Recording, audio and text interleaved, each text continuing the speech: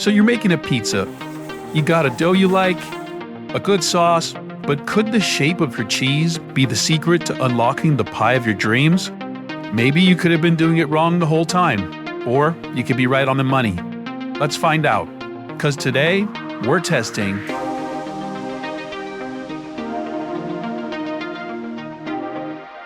Alright, for this experiment, I'm going to be making 4 different pies, but we're keeping the ingredients simple. I'm making a sort of hybrid New York and Neapolitan style pizza with a simple tomato sauce with oregano and salt, topped with a little basil, some Parmesan. But the star of the show here is some low moisture, full fat mozzarella. This is the most universal cheese for pizza with a few caveats, but for today's purposes, this is our control. Starting with grated. This is one of the more popular styles you'll see in pizza shops. We'll see how this performs versus the others, but it's hard to beat a classic. We're also going to try out some small cubes.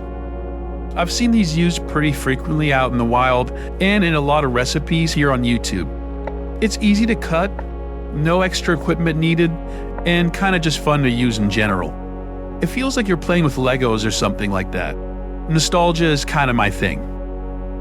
Then I'm going to make what I'm referring to as rustic tears. These are the go-to for people using wood-fired ovens, and a lot of pizza masters here on YouTube go with something along these lines. And finally, some good old deli-style slices. Okay, let's quickly address the dough. This is my quick, same-day pizza dough. Like I mentioned, since this is kind of a hybrid New York and Neapolitan style dough, I'm going to be cooking this slightly hotter in my outdoor pizza oven, but not screaming hot. This way, we can get a little bit of crisp, but still some puffy and pillowy action. It's the best of both worlds. To achieve the right texture, I'm using a blend of Neapolitan 00 flour and bread flour at around a 61% hydration. If you're interested in my insanely crispy and thin New York style pizza dough, I did a full deep dive video a few weeks back showing you guys how to make that using only a conventional home oven. I'll leave the link to that video down below. Anyway, I'm going to be baking all 4 of these pies the exact same way, which is going to start with pressing them into a nice medium thickness. It's going to be a lot easier to handle, and I won't have to stress about sticking or oven launch failures. I think we're all quite familiar enough with those. Then I'm going to sauce them. I like a decent amount of sauce on my pizzas, and this one is pretty simple with just some oregano and a little bit of salt. I like to leave about ½ an inch on the edge for the crust, and once you get pretty good even coverage across the pie, you're good to go. Alright, our first contestant is going to be the old faithful grated style cheese. I'm shooting for a nice even layer of coverage across, and I'm using a similar amount in weight between all of today's contestants. I'm not really going to use any toppings, but I am going to garnish each of these with a little bit of basil for color, a light layer of some Parmesan cheese, cause why not? And a small drizzle of some extra virgin olive oil. Alright, it's time to get this kid into the oven. I'm running the heat on this outdoor pizza oven around 700 degrees, and each pie is going to take about 4 to 6 minutes. And once we're bubbly and a little charred, I'm going to get it onto a rack to cool, and yeah, that looks pretty darn good. It spreads out evenly, not too greasy, and it comes together well with the sauce for a nice unity. And let's check out a slice. It looks pretty good to me. Alright, let's see how it is. It's creamy, got a nice stretch to it. I can see why this is a classic. Alright, let's move on to the next. Okay, now we're going to go with the cubes. My assumption is that despite the empty space between, they should spread out for a relatively even coverage due to the thickness of each piece. But at the end of the day, I don't mind some saucy versus cheesy sections. Contrast can be a good thing, if done right.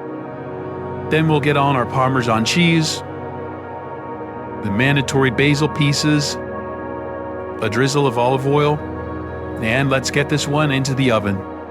If you don't have an outdoor pizza oven, you can get yourself a thick pizza steel and put it in the middle rack of your home oven. They conduct better heat than a pizza stone and will help get you a nice crispy crust on the bottom before the cheese burns. Okay, so interesting. It looks good, very different though. Notice some of those brown bubbles? It seems like because of the thickness of the cubes, it's sort of spread out into overdone and underdone sections. Much less even consistency, but still looks pretty good. The cheese is a little chewy. I think I like the grated one more. On to the next. Now on the board, we got the thin slices. There's a lot of East Coast style spots that use slices like these. Notably, Frank Pepe's, which is a very popular New Haven spot. I'm going for nice even coverage here without too much stacking. That way, we have a nice ratio of sauce to cheese. The concern here is that it'll melt too fast at hotter temperatures, but we're gonna see how it does. Going on with our parm again, parm adds a nice sharp contrast to the mozzarella. I'd say most New York pizza shops use a touch of parm, but not all of them. Drizzle of our olive oil, and we're just about ready for the oven. During this experiment, there might be a few differentiations between the textures of the crust because the temperature of the stone might drop a little bit after each pie, but that's okay, we're really just testing the cheese here.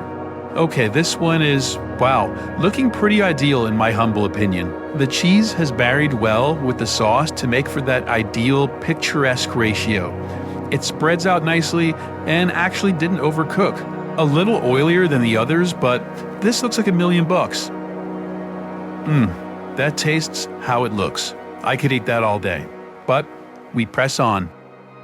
Our final contestant here is going to be the Rustic Tears. This seems to be the go-to for Neapolitan-style pizza. I'd imagine this would be somewhere in between the cubes and the slices, and it has a more upscale, chefy look to it. The variation in sizes could play nicely here, giving a contrast between bites, similar to the cubes, but potentially in a different way. I'm starting to realize the sheer quantity of leftover pizza I'm gonna have here. I might just have to freeze these and do a new test. Giandre pies versus DiGiorno. I think we all know who would win. DiGiorno. I'm kidding. Alright, we're getting our last glug of olive oil for the day in. And as our final pie goes in the oven, I just want to humbly ask for you to give a like and consider subscribing or sharing this video with a friend. We do lots more than just pizza on this channel, and it means a lot that you spent your time here with me today, so cheers. Let's check out this final pizza.